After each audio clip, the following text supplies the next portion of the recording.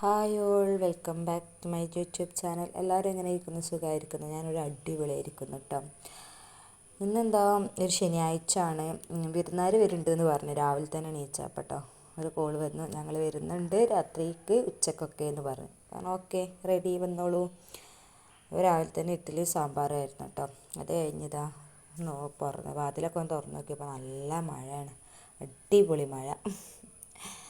ഞാനിതാ മോനെ മദ്രസയിലൊക്കെ പറഞ്ഞയച്ചതിന് ശേഷം പിന്നെ ക്ലീനിങ് പരിപാടിയിലേക്ക് നടന്നിട്ടോ.